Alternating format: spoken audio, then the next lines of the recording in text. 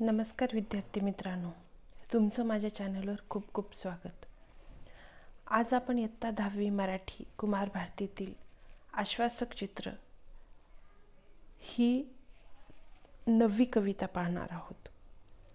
या कवितेच्या कवयित्री आहेत नीरजा.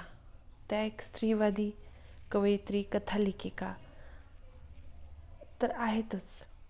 महाराष्ट्र शासनाचे कवी केशवसूत, इंदिरासंत तसेच भैरू रतन दमानी इत्यादी पुरस्कार त्यांना मिळालेले आहेत. प्रस्तुत जी कविता आहे ती कविता स्त्री पुरुषांचे समानतेचे एक आश्वासक चित्र कवयित्रीने रेखाटलेले आहे. ते चित्र प्रत्यक्षात साकार होईल असा विश्वास त्यांनी व्यक्त केलेला आहे. कवितेतून व्यक्त झालेले विचार सर्वकालीन आहेत. स्त्री पुरुष समानतेचे मूल्य रुजवणारी ही चिंतनशील कविता आहे. कवयित्रीने प्रस्तुत कवितेमध्ये जे चित्रित केलेले स्त्री पुरुष समानतेचे मूल्य सर्व विद्यार्थ्यांमध्ये आपल्याला संक्रमित व्हावे, रुजावे या उद्देशाने ह्या पाठ्यपुस्तकात या कवितेचा समावेश केलेला आहे. पुरुषप्रधान व्यवस्थेत स्त्रीचे स्थान दुय्यम ठरते. तिचे वेगवेगळ्या प्रकारे शोषण केले जाते. आजही अनेक प्रकारे वेगवेगळ्या स्वरूपात ते कसे चालू आहे ते इथे दाखवलं आहे. आणि स्त्रीचे एक स्त्री म्हणून माणूस पण कसे महत्त्वाचे आहे हे लक्षात आणून देणे ही नीरजा यांच्या लेखनाचे एक वैशिष्ट्य मानता येईल आपल्याला. तर पाहूया आपण कविता. तापलेल्या उन्हाच्या आडोशाला बसून खेळत आहे एक मुलगी केव्हाची. मी पाहत राहते तिला माझ्या घराच्या झरोक्यातून. ती मांडीवर घेत बाहुलीला एका हाताने थोपटते, चढवते आंधण भाताचे भातुकलीच्या इवल्याशा गॅसवर. बाजूला खेळतो आहे मुलगा हातात चेंडू घेऊन. खूप उंच उडून चेंडू नेमका झेलतो तो हातात. मुलगी पाहत राहते कौतुकाने त्याच्याकडे. अचानक बाजूला ठेवून बाहुलीला ती जवळ जाते त्याच्या. मुलगा दाखवतो तिला आपलं कसं पुन्हा एकदा. मुलगी चेंडू मागते त्याच्याकडे. तेव्हा तो हसून म्हणतो, तू भाजी बनव छानपैकी पाल्याची. ती म्हणते, मी दोन्ही करू शकते एकाच वेळी, तू करशील. मुलगा देतो चेंडू तिच्या हातात. उंच उडवलेले चेंडू आभाळाला शिवून नेमका येऊन पडतो तिच्या उंजळीत.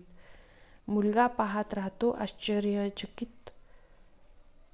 तशी हसून ती म्हणते, आता तू. मांडी घालून मुलगा बसतो गॅस समोर. दोन्ही हातांनी थोपटत झोपवतो बाहुलीला प्रथम. मग शोधतो पातेले भाजीसाठी. हळूहळू शिकेलही तोही. आपलं कसब दाखवतानाचं घर सांभाळणं. तापलेल्या उन्हाच्या आडोशाला बसून माझ्या घराच्या झरोक्यातून दिसते आहे एक आश्वासक चित्र उद्याच्या जगाचे, जिथे खेळले जातील सारेच खेळ एकत्र.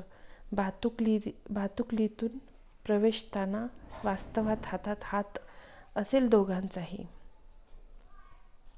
ज्याच्यावर सहज विसावेल बाहुली आणि चेंडू जोडीने.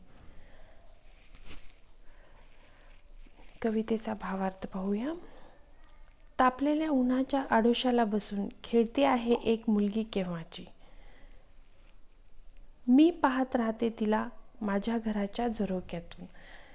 तर इथं काय, दुपारच्या वेळेला कवयित्री इथं काय म्हणतात की दुपारच्या वेळी ऊन तापलेलं आहे आणि आडोशाला सावलीत बसून एक मुलगी जी आहे ती मुलगी काय बराच वेळ झाल्यावरती खेळतच आहे.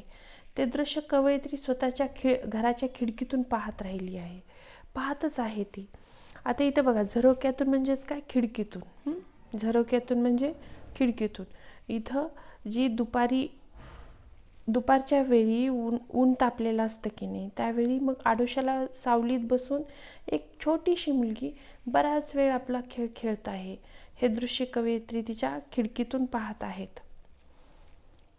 ती मांडीवर घेते बाहुलीला, एका हाताने थोपटते तिला, चढवते आंधण भाताचे भातुकलीतल्या इवल्याशा गॅसवर. बघा, इथं आंधण म्हणजेच काय, भात शिजवण्यासाठी जे पाणी असतं ना ते गॅसवर ठेवून उकळल्यानंतर आपण भात त्यात टाकतो. पाणी उकळल्यानंतर त्याला म्हणायचं आंधण. भात शिजवण्यासाठी आधी तापवायला ठेवलेलं पाणी आंधण म्हणजे. आणि भातुकलीतल्या इवल्याशा गॅसवर. भातुकली म्हणजेच काय, लहान मुलांचा लुटुपुटीचा खेळ असतो ना, खोटा त्याला, किंवा संसाराचा खेळही म्हणला जातो इथे. तर आता इथे ती मुलगी एकटीच भातुकलीचा खेळ खेळते आहे. ती बाहुलीला मांडीवर घेऊन एका हाताने तिला थोपटते पण, निजवते पण. बाळाला आई मांडीवर घेऊन निजवते की नाही, आपण पाहिलेले की नाही. नंतर ती भात शिजवण्यासाठी सुद्धा आंधणाचे पातेले जे असतं ते चिमुकल्या गॅसवर ठेवते आणि तिचा तो लुटुपुटीचा संसार चालू असतो. इथे काय दाखवलेलं आहे की कशा पद्धतीनं, म्हणजे आज बघा प्रतिकात्मक सांगितलेले की आज बऱ्याच घरामध्ये किंवा बऱ्याच ठिकाणी असं आहे की स्त्री ही एकटीच काम करत असते आणि पुरुष मात्र काहीही काम करत नाही. हेच इथं प्रतिकात्मक निर्जयांनी दाखवलेलं आहे, सांगितलेलं आहे आपल्याला. मुलगी बाजूला खेळतो आहे मुलगा हातात चेंडू घेऊन. खूप उंच उडवून चेंडू नेमका झेलतो तो हातात. इथे बघा, इथे छोटा बाजूला मुलगा खेळतोय, तो उंच उडवून नेमका हातात झेलतो चेंडू. लहान मुलं बघितलेत ना तुम्ही खेळते वेळी, उंच उडवतात चेंडू आणि नेमका तो हातात झेलतात. मुलगी पाहत राहते कौतुकाने त्याच्याकडे. अचानक बाजूला ठेवून बाहुलीला ती जवळ जाते त्याच्या. मुलगा दाखवतो तिला आपलं कसब म्हणजे कौशल्य. पुन्हा एकदा मुलगी चेंडू मागते त्याच्याकडे. बघा, तर मुलगी त्या मुलाचा चेंडूचा जो खेळ आहे तो कौतुकाने पाहतच राहते. अचानक काय होतं, मांडीवरची जी बाहुली आहे ना, ती बाजूला ठेवून ती त्या मुलाजवळ जाते आणि मुलगा पुन्हा एकदा चेंडू उंच उडवून झेलण्याचं कौशल्य तिला दाखवतो. मुलगी त्याच्याकडे चेंडू दाखवते त्यावेळी तो म्हणजे आश्चर्याने ती पाहत असते.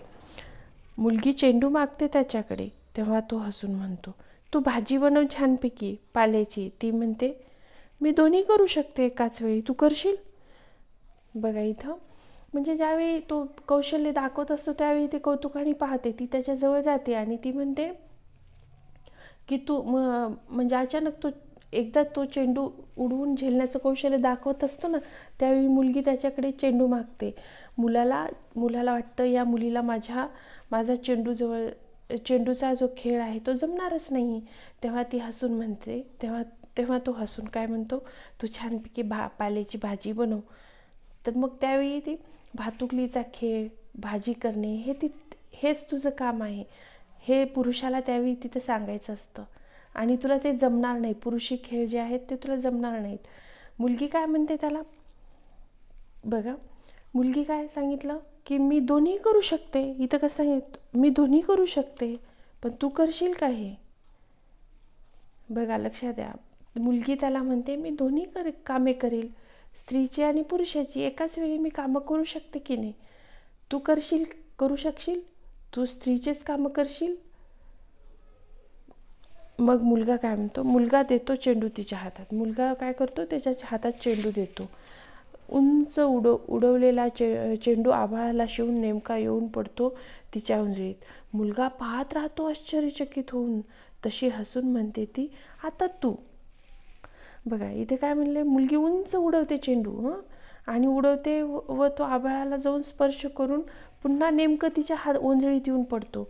मुलगी चेंडू व्यवस्थित झेलते हे पाहून त्याला आश्चर्य वाटतं. तिच्याकडे पाहतच राहतो.